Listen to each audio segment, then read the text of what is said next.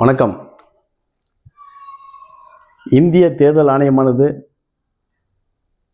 2026 சட்டமன்ற பொதுத் தேர்தலுக்கான தேதி அறிவிக்கப்பட்ட நிலையில் இன்று அவர்கள் எப்படி ஏமாற்ற முடியுமோ, என்ன பேசினால் மக்கள் ஏமாறுவார்களோ அப்படியெல்லாம் சோசியல் மீடியாவில் பேசிக்கொண்டு என்னென்ன பேசணுமோ, எதை பேசினா அதிகமான பேர் அந்த சேனலை பார்ப்பாங்களோ அதற்காகவே பேசிக்கொண்டு இருக்கின்றார்கள். நான் ஒரு விஷயம் சொல்ல ஆசைப்படுகின்றேன். நம் அரசியல் ஒரு சாக்கடை என்று நினைக்காமல், அரசியல் இருப்பவர்கள் இருக்கின்ற கெட்ட மனிதர்கள் தான் சாக்கடை. அப்படிப்பட்ட கெட்ட மனிதர்களை தூக்கி எறியப்பட வேண்டும். அப்படி தூக்கி எறியப்பட வேண்டும் என்றால் நாம் சிறு குழந்தைகள் முதற்கொண்டு பள்ளி மாணவ மாணவியர்களுக்கு நாம் அரசியலை சொல்லிக் கொடுக்க வேண்டும். அரசியலை நாம் அவர்களுக்கு சொல்லிக் கொடுத்தால் மட்டுமே அவர்கள் அரசியலை தெரிந்து கொள்ள முடியும். அரசியலை தெரிந்து கொண்டால் மட்டுமே அவர்கள் 18 வயது ஆனவுடன் அவர்கள் ஒரு நல்ல மனிதருக்கு அவர்கள் வாக்களிக்க ஏதுவாக இருக்கும், வாக்களிப்பார்கள்.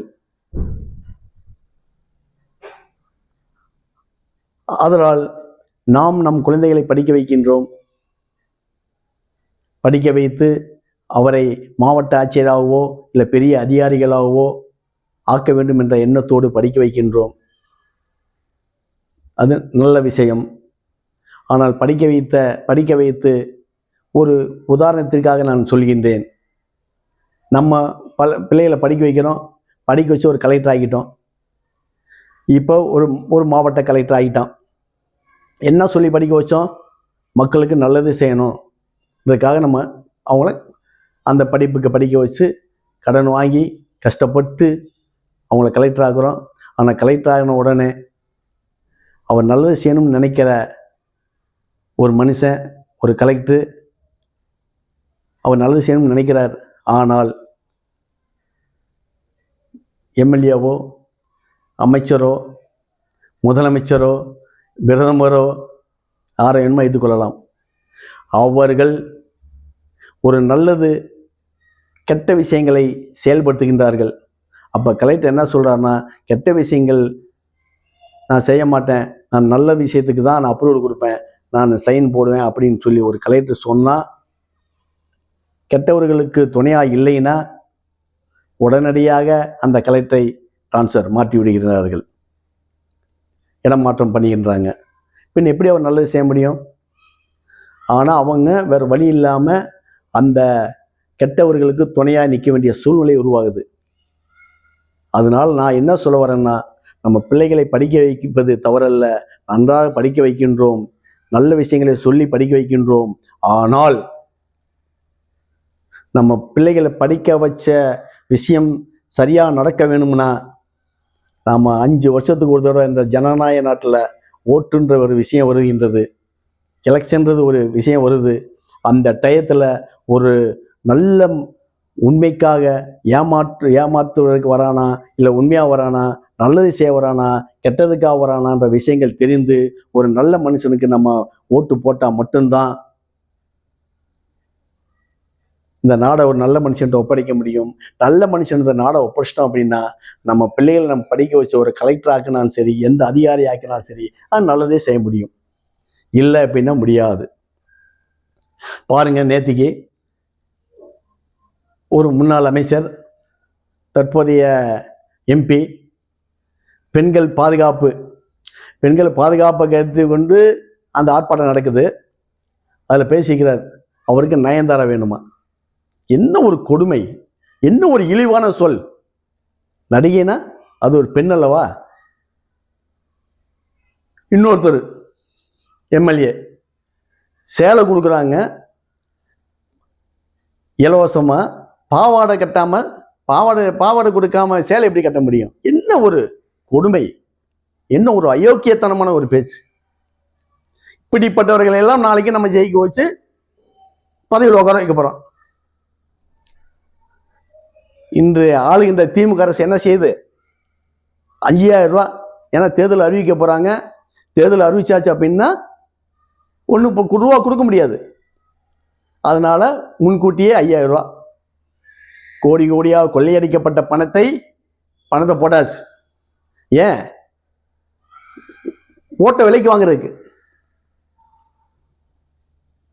இப்படிப்பட்ட ஒரு கோடி கோடியாக கொள்ளையடிக்கப்பட்டு எப்படியாவது பணம் இருந்தா ஓட்ட விலைக்கு வாங்கிடலாம், மக்களை விலைக்கு வாங்கிடலான்ற நினைப்போட இருக்கவங்களை நம்ம விரட்டி அடிக்கப்பட வேண்டும்.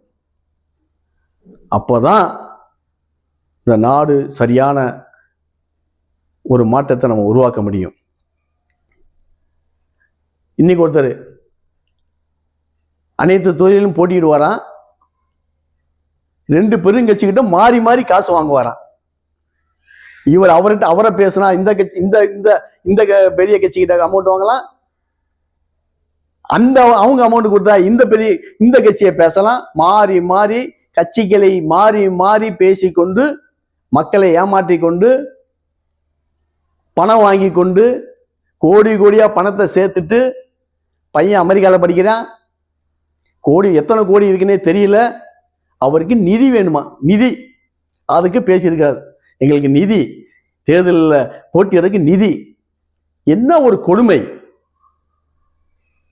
ஒரு கையால ஒருத்தரை வச்சுக்கிட்டு மக்கள்கிட்ட போய் என்னென்ன இவர் சொல்றாரோ அது பூரா அவர் பேசிட்டு இருக்கிறார். மக்களை ஏமாத்திட்டு இருக்கிறார். மக்களை எப்படி எப்படி ஏமாத்தணுமோ அப்படியெல்லாம் ஏமாத்திட்டு இருக்கிறாங்க.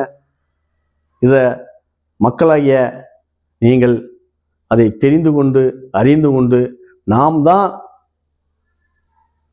மாற்ற வேண்டும், நாம் தான் சரியாகணும், நாம் தான் கரெக்டா இருக்கணும். இல்லை அப்படின்னா ஏமாத்திக்கிட்டே இருப்பாங்க. பாஜக என்ன செய்யுது?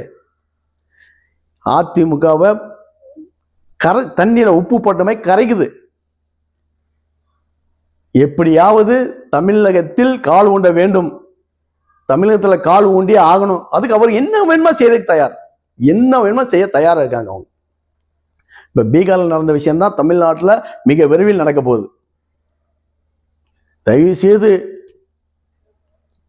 நாங்க 234 அனைத்து தொகுதிகளுக்கும் பலாப்பழம் சின்னம் வாங்கியிருக்கிறோம், எங்களுக்கு ஓட்டு போடுங்கன்ற விஷயத்தை நான் சொல்றதுக்காக இந்த விஷயங்கள் நான் சொல்லல, பேசல. நல்லவங்களை பார்த்து உண்மைக்காக எதுக்காக வந்திருக்காங்க, என்ன செய்யணும்னு சொல்லி வந்திருக்காங்க அப்படின்றத தெரிஞ்சு தயவு செய்து நம்முடைய அமௌண்ட் எவ்வளோ கொடுத்தாலும் பணத்தை வாங்கினது தப்புன்னு சொல்ல வரல. ஏன்னா நம்மகிட்ட கோடி கோடியாக கொள்ளையடித்தப்பட்ட பணம். ஆனால் நம்ம அந்த பணத்தெல்லாம் வாங்கிட்டோம், அவங்களுக்கே நம்ம ஓட்டு போடணும் தயவு செய்து நினைக்காம உண்மையானவர்களுக்கும் நல்லவர்களுக்கும் ஒவ்வொரு ஓட்டையும் ஒவ்வொரு தொகுதியிலையும் ஒவ்வொரு நல்ல மனிதனை தேர்ந்தெடுத்து ஜெயிக்க வச்சு இந்த நாட்டை ஒரு நல்ல மனிதனிடம் ஒப்படைச்சா மட்டும்தான் ஒரு மாற்றத்தை நம்ம உருவாக்க முடியும்ன்ற சொல்லி மீண்டும் மக்கள் ஏமாந்து விடக்கூடாது. நம்ம ஏமாந்துக்கிட்டே இருந்தோம்னா ஏமாற்றுபவர்கள் ஏமாத்திக்கிட்டே தான் இருப்பாங்க. அதனால நம்ம அவங்களை ஏமாற்ற விடாம இருக்கணும்னா நம்ம ஏமாறாம இருந்து ஒரு நல்ல மனிதனுக்கு ஓட்டு போட்டு ஒரு நல்ல மனிதன் நாடை ஒப்படைக்க வேணும்னு அன்போடு கேட்டுக்கொள்கின்றேன். நன்றி.